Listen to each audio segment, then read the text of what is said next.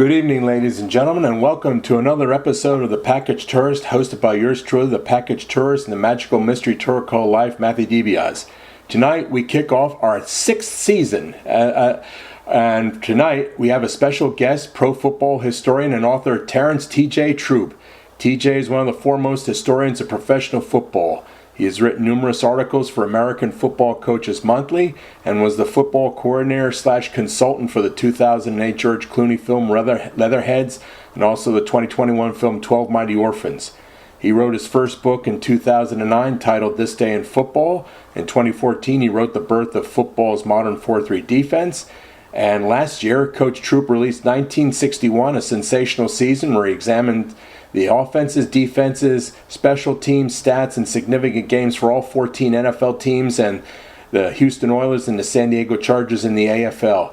Tonight, again, to kick off our sixth season, Coach Troup and I will entertain our listeners with a fantasy football scenario where the 1964 Cleveland Browns faced the 1964 Buffalo Bills in the mythical Super Bowl E. Welcome back, Coach, and let's kick off our brand new season. I'd like to start off by asking you this question.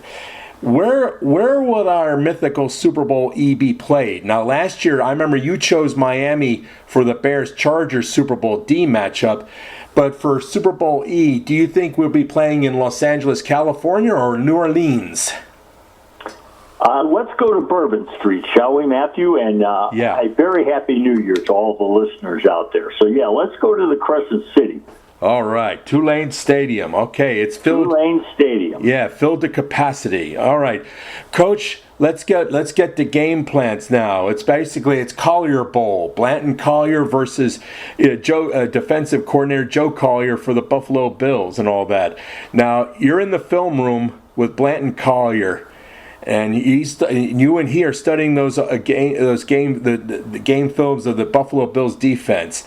What offensive game plan would you envision him using against the Buffalo defense? Well, first and foremost, because Joel Collier quickly adapted his defense to go from a 4-3 to a 3-4, Blanton Collier needs to make an offensive adjustment that the Colts did not do in the championship game.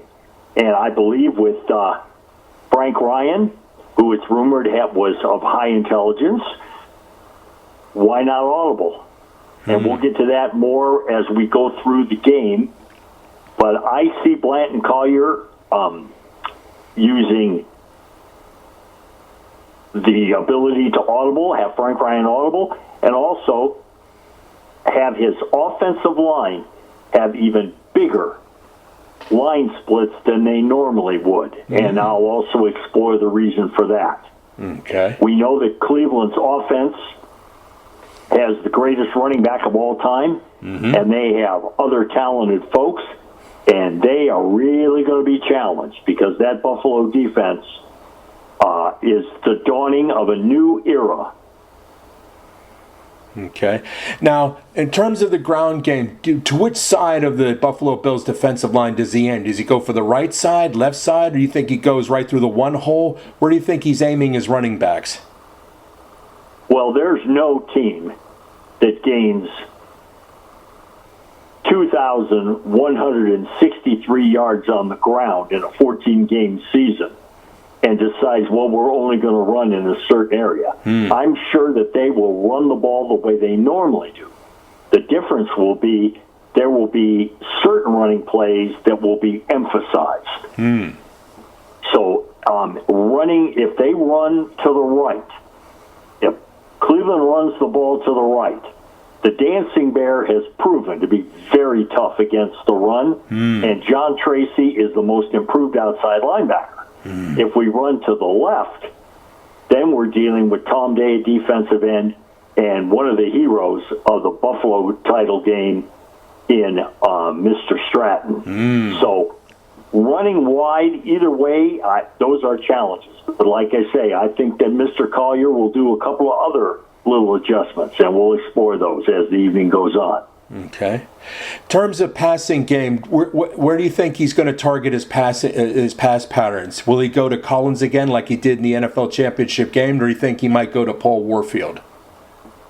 I believe he's going to go more to Warfield, and also because of how the Colts ran their coverages, and it is so very different in how Buffalo runs their coverages,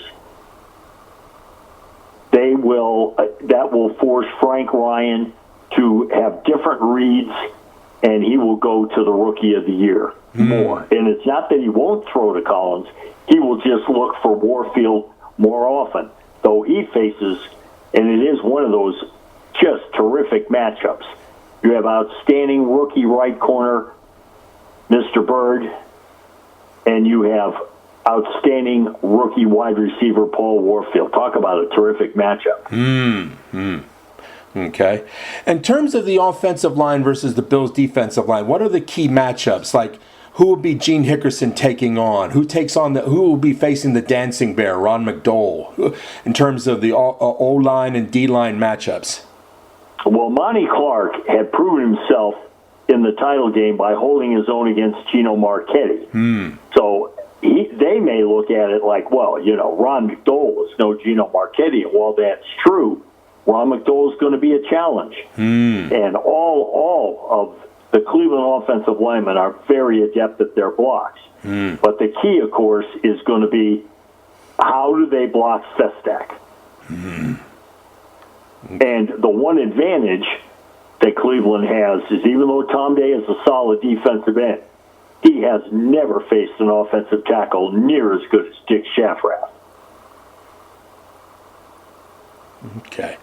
Now, in terms of running game, do you think you would see the Browns using any type of trap plays? You think they might be sweeping or going off tackle, or you think they'll throw the full spectrum at them? They'll do the full spectrum, but I alluded to it earlier. When Buffalo goes to the 3-4 and 3rd and long, why not run a draw and make it a draw trap?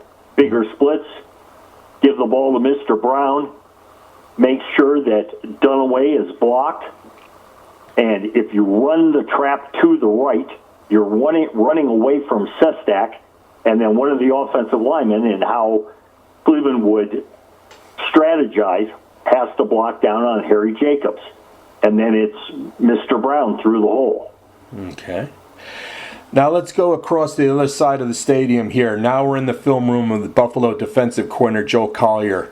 How do you envision him trying to control the Browns' O-line? How do you think he contains Jim Brown? And how do you think he's going to defend, Cleveland's wideouts, Warfield and Collins? Do you think you might do any double teams or anything like that? What type of blitz packages do you think Joe Collier might use against Cleveland?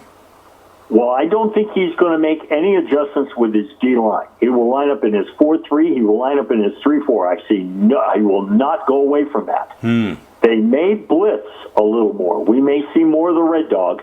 And the coverages, they will line up in a hybrid form of what will look like what we know is cover 2, but they will come out of it. And the key man, of course, will be George Sains. He is very savvy. He must read Frank Ryan, and he has to look to help Butch Bird against Warfield, but also he can hide the coverage and go to center field, and then they can rotate to the left. Now, Collins has a conceivable height advantage on Charlie Warner, but Charlie Warner is twice as fast as Bobby Boyd. So the difference is Collier, he can have Charlie Warner come up and try and jam Collins one time and roll the coverage, and then the other time just play off in zone, because there is no way Collins is going to run by Charlie Warner. So it's the skill level of the Buffalo secondary, while they would never be listed as elite, they are very different than Baltimore, and they watch the film. You can just guarantee you that Joel Collier watched that film because we won't do this, we won't do this, and we will not make the same mistakes that Baltimore. made. Okay. The fact that Cleveland has two devastating wide receivers, do you envision the Buffalo linebackers helping out much more the secondary? That's dropping back more to provide additional coverage. Excellent point, Matthew. Yes, they're all rock solid on their zone coverages, but as I stated a little bit ago, they will blitz at times. It's just you got to pick your spots because if you don't put pressure on Ryan, then the more time any quarterback with a live arm has, the tougher it's going to be. So there's going to have to be a mixture. But yes, the Buffalo Bills linebackers are going to have to help on pass defense. Okay. Now let's go back to the film room. Now we're dealing with Coach Lou Saban and his offensive team. What do you envision would be Buffalo's offensive game plan against the Browns defense? How would Buffalo stop Jim Kinnicky? How does Jack Kemp deal with the Browns as linebackers? What role does Cookie Gilchrist play? And what do you think what pass patterns might work against the Cleveland secondary? Well, Lou Saban and me might go toe-to-toe, nose-to-nose. He is just flat stubborn. I do not see him making any changes. But why would he? He has a very smart quarterback who's excellent on roll right, has a great cannon for an arm. He's got a tremendous running back, and he has two blazing fast receivers. So he's not going to change what they do. We're going to see Buffalo do what they do, and in one sense, both teams are going to have similar strategies in that we've got the big, powerful fullback, and we've got wide receivers that can get open. Okay. Who would be the great Billy Shaw, Buffalo's Hall of Fame offensive lineman? Who would he be taking on in this game? Who would he be taking on? Glass or Riggin or Big Majaleski? He will be on Kinnicky. Ooh. And though Kinnicky played well against Jim Parker, Billy Shaw never takes anybody's slide. That is a big advantage for Buffalo. Yeah. And that will be used in the game plan. Yeah. Because I know Shaw could deal with the big guys. I remember reading Buck Buchanan absolutely praised Billy Shaw. He said he was the finest offensive lineman he ever encountered during his Hall of Fame career. So, Billy Shaw can deal with the size, Jim Kinnicky's size in that sense. Yeah. Okay, let's go now to the Cleveland Browns film room with their defensive coordinator, Nick Skorich. How does he control Buffalo's O-line? How would he defend against Buffalo's wideouts? How does he contain Cookie Gilchrist? And you think he's going to use a big pass rush against Kemp? Well, it's similar in that they are not as big a blitz team, but I think he's going to have to make an adjustment here. I think that they will blitz a little more than they usually do. Cleveland will blitz a little more than they usually do, and the coverages will be completely different. In what way? Even though Jimmy Orr has quickness, but we would never say he has deep speed. And Raymond Berry, though we know he can get open, he in year number 9 doesn't have deep speed. So, look at the Buffalo Bills receivers. So, you are going to see Cleveland and Parrish and Walter Beach play very different in coverages. We are going to see Cleveland go to what they did best most of the year. They're going to be a zone team and force Mr. Kemp to read the zone and thread the needle. Do you envision Cleveland denying him the deep routes, maybe concede on short yardage, but just denying him the deep routes to Dubenion and Glenn Bass? Do you see that? Yes, sir, I do. They're going to drop off. I mean, you're going to see the standard routes. I mean, it's not like Glenn Bass can't run an out pattern. So they're going to throw. But at the same time, we also know that Kemp wants to throw deep, as he has all year, to his receivers, or LaMonica. If he comes in the game, I think we'll see some of LaMonica in the game also, and they will really know what their pass offense looks like. Okay. Now, what we have is an interesting Mexican standoff. Both teams have absolutely magnificent field goal kickers in Lou Groza and Pete Gogolak. In this Super Bowl E, do you really see the field goal kickers really coming to fore in this game, especially when you have, basically it's going to be trench warfare in this game? Do you really see a lot of field goals being attempted and converted in this game? Yes, sir, I do. I mean, it's almost a changing of the guard. We go from a man known as the Toe, who was kicking in 1946, to this Hungarian kid who kicks with this completely different technique, but it is also very effective. And both men had very strong seasons in 1964. Yeah. It's going to be interesting, though. I mean, Tulane, hopefully it would be decent weather, because sometimes I know, like in Super Bowl IV, it was very raw and, kind of slightly muddy and all that. So, again, field weather conditions would be, significant here, especially for the kicking teams. And talking about kicking teams, in your opinion, which team had the better punt and kick returners and also the punt and kicking special teams, in your view? Well, Haygood Clark had a strong year for Buffalo, but Leroy Kelly is just superb. Yeah. Cleveland is slightly better in the return game, and they're okay at covering kicks, but Buffalo is very good in that part. Saban does a nice job with his guys in covering kicks. They've got enough tough guys to cover the kicking game. So it's almost even a slight advantage to Leroy Kelly. Okay. The game has begun. Kickoff. How, in your mind's eye, Coach, how do you envision the early action between the two teams in the first quarter? Well, you would think that they might start out like the Baltimore-Cleveland game where they're probing, but I don't see that. Ooh. I see Cleveland coming out and trying to establish their offense of what they're going to do, but I see Buffalo scoring first. Ooh. I think the Buffalo Bills, because they're viewed as the inferior team from an inferior league, and after the success they had against the Chargers, I see Gilchrist just he's going to show Mr. Brown that he's not the only great fullback. And they'll mix it up. I think Kemp can get some throws. And I see Buffalo scoring first with a field goal. Gogolak is going to put one through the uprights. Buffalo 3, Cleveland nothing. Okay. So, let's take it further. Okay, how is Cleveland responding here? They're gonna come right down the field. Are you kidding me with that offense? Okay. I mean, the Cleveland offense is motivated because they've watched the film and they know if they don't bring their A game against that magnificent Buffalo defense, they're in trouble. The difference again I see is Frank Ryan eventually is going to be able to hit Paul Warfield on a slant for big yardage.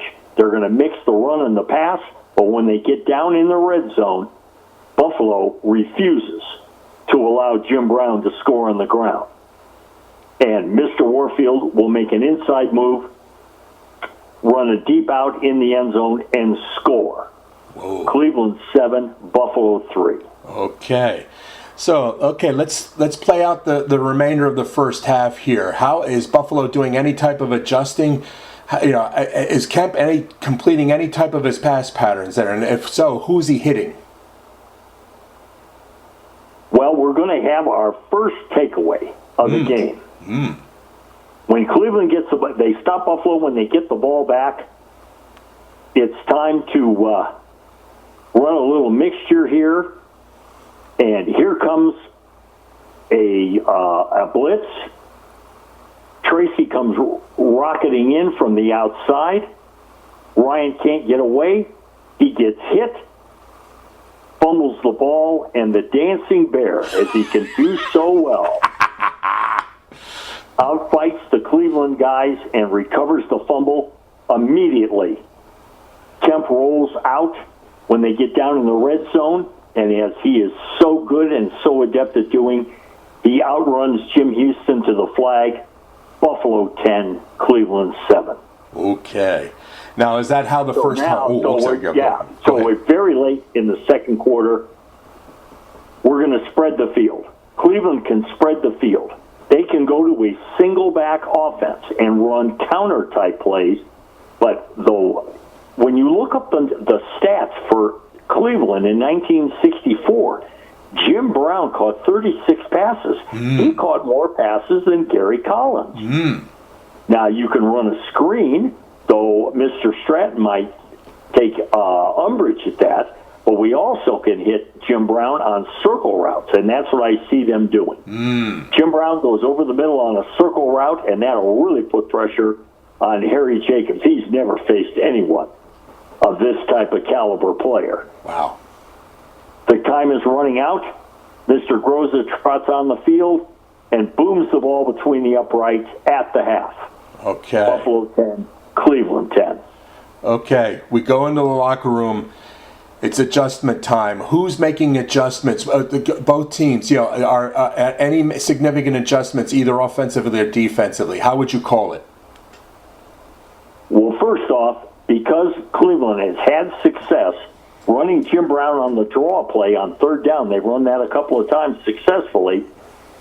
Now, Joel Collier has to decide, do I go to the 3-4 on third down and long yardage, or do I stay in a 4-3 and blitz? So that has to go into his head. And in Cleveland's point of view, it is they are surprised at how powerful Cookie Gilchrist has been running the ball against the Cleveland defense. Okay. Now, are you seeing, is Buffalo doing, during the game, was Buffalo doing any double teaming against Warfield or Collins? Any double teams? At times. Okay. I mean, you cannot do a sustain where you double both wideouts. For the simple fact, John Brewer could get open, and as I said, if you run Jim Brown on a circle route or run Ernie Green in the flat, somebody has to cover them, and they're both very capable receivers. And in this case, by sending Jim Brown out of the backfield on pass patterns, it has the better blocker. Ernie Green is a fine blocker, and he can pick up any type of blitz or even make a chip block if he needed to. Okay. Now, is Albert Dubenion of Buffalo, is he getting any double teams during the game?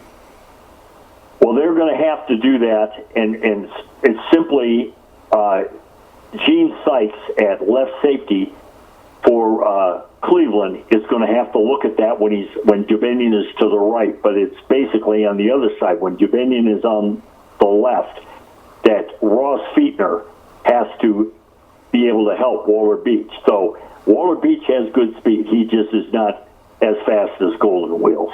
So they're going to have to play. They're going to have to continue to try and keep the deep ball from being completed. But there is no way that Buffalo goes the entire game without hitting at least one or two long ones. Okay. So that should take us to the second half. Okay, and second half begins. Okay, who's moving? Who's taking the ball? Who draws first blood in the second half, Coach? I think Cleveland continues by mixing the run and the pass, and they get down there. But again, when they get into the red zone this time, the Buffalo defense clamps down on the Cleveland receivers.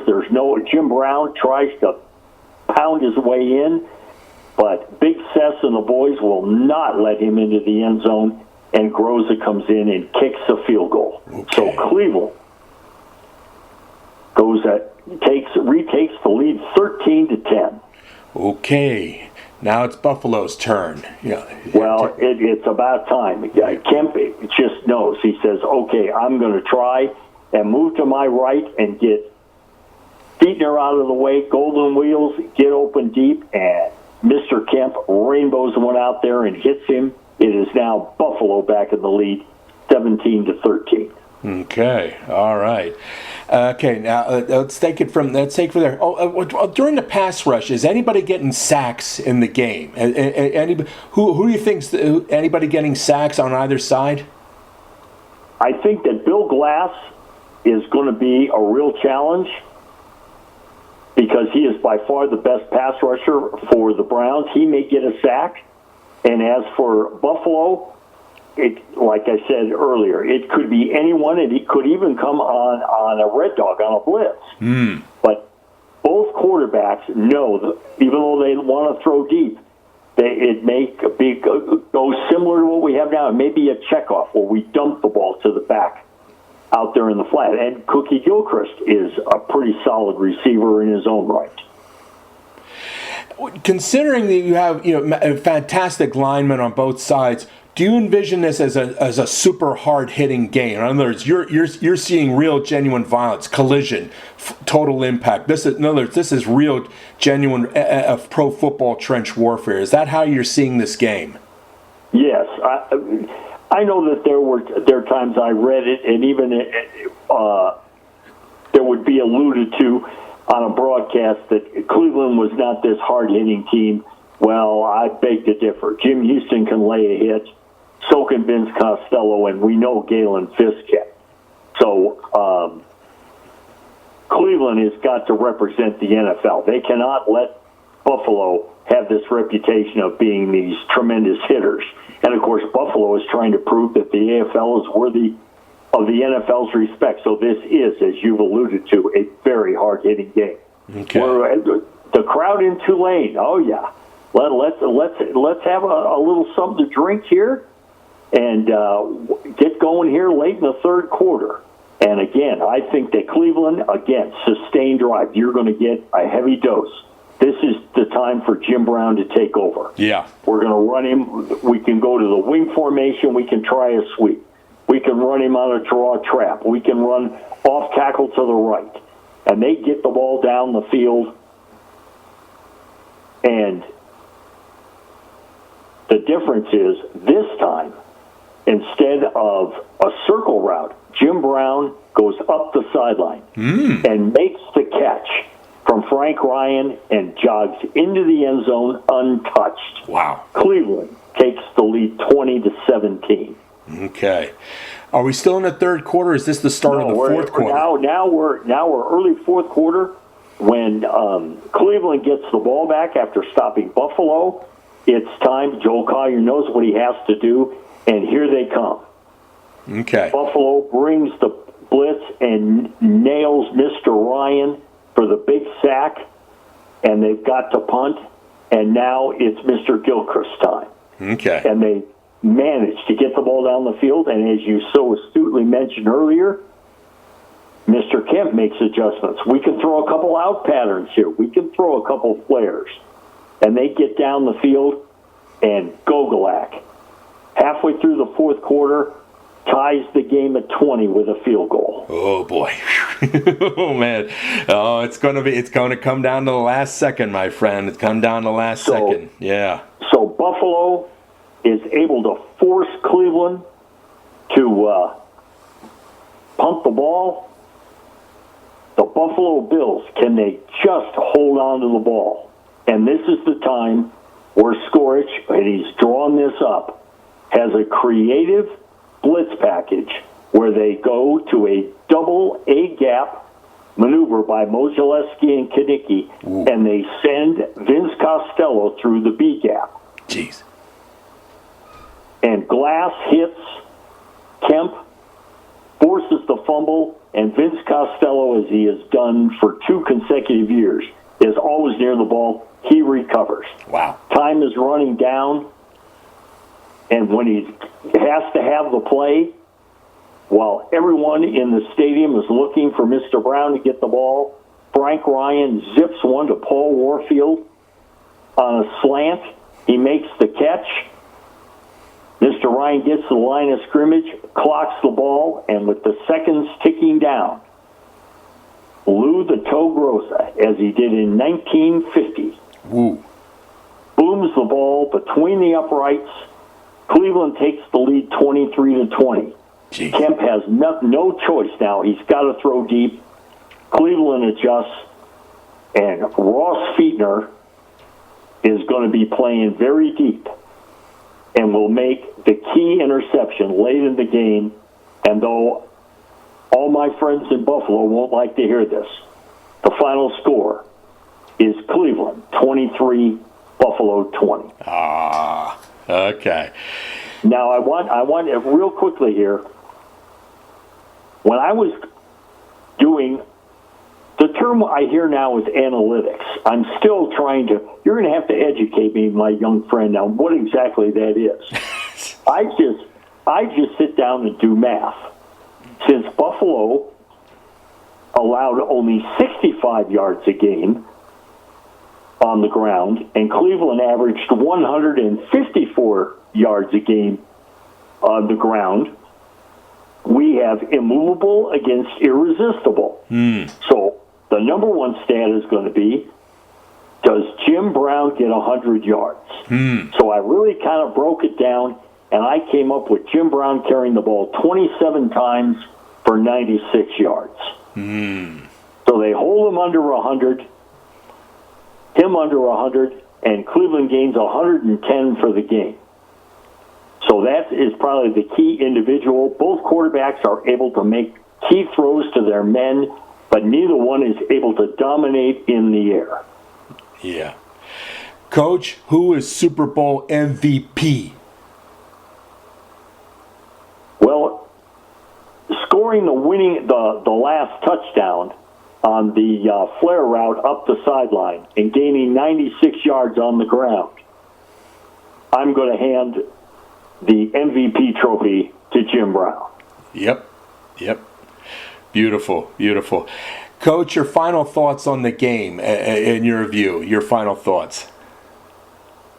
Well, if we could have actually had this mythical game back then, it would probably have convinced Lamar Hunt to sit down with the renegade, Mr. Al Davis, and maybe we have the merger 1 year earlier.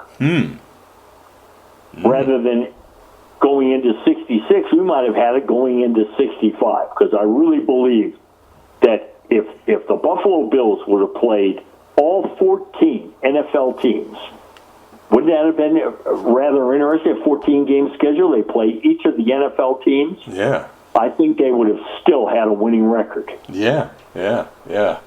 I figure you would be having an enormous press buzz too. All the establishment press would be like, "Whoa, what is this?" A grinding match like that. Talk about a seesaw battle. I think that really would have impressed the mainstream NFL, not just NFL, but pro football press in many ways. Paul Brown, in his own way, would have viewed this game as, well, I taught Blanton Collier this, but when Mr. Saban played for me from 46 to 49, he learned this from me. Yeah. So you're going to see mixture. Paul Brown's presence is always there. The difference is you have some very, very good coaches making adjustments. As I said, this, in some ways, we could call this the Collier Bowl. Yeah. Wow. Coach, I want to thank you so much. That was a great game and a great scenario, and I can't wait for us to do this again next year when, you've got the Buffalo Bills taking on the Green Bay Packers in Super Bowl F. Well, they are going to have a chance to even the score, but guess who they get to face? That's right. I know. After a 2-year absence from the championship game. Yeah. It's going to be a great one. Yeah, great one for sure. Coach, I hope you stay warm. I know it's cold. I bet you it's cold out in your area. I know it's cold in mine, so you stay warm, Coach, okay? I will. And if I could just toss this out to all the listeners. I sent this to Steve Sable years and years ago. We have Wild Card Weekend coming up this week at the NFL. Yeah. Since the wild card was put in play in 1970, there has never, I repeat, never been a season in which all the home teams have won. There has been at least one road victory every year that the NFL has had the playoffs since 1970. So for all of you out there, who do you see as the road warriors that go? Now, it doesn't have to be this week, but who's going to be the first road team to win in the playoffs in the NFL this year? Yeah. I'll put my thoughts, about what I'm seeing during the NFL playoffs. I'm focusing on 4 things. 1, will the Kansas City Chiefs do the impossible and be the first team to three-peat as Super Bowl champions, which has never ever been done before? Yeah, Vince Lombardi won 3 championships in a row, but one was the NFL championship game, then he won Super Bowls 1 and 2, but no team has ever won 3 consecutive Super Bowls ever since, Super Bowl era began in '66. That's never ever happened. So will the Chiefs defy history? 2, how far will the Eagles go in the playoffs? Since again, I'm based out of Philadelphia. 3, will Sean McDermott, head coach of the Buffalo Bills, continue his heartbreak coaching streak? Because now this is his 7th playoff appearance without ever earning a Super Bowl berth. Will he add to his heartbreak coaching streak? And the last bit is, if Green Bay fails to make the Super Bowl, will Matt LaFleur become the 11th heartbreak coach in NFL history? That's what I'm really looking for in this playoff series. Those are all tremendous storylines. I'm going to add to that, how good will the Chargers be in going on the road to Houston? And Harbaugh has a tremendous background of having his teams get better and better at the close of the season. Yeah. And the team that is gaining momentum right now is the Baltimore Ravens. So you think that you see those 2 teams as dark horses? I see both of those teams as making an impact in the playoffs.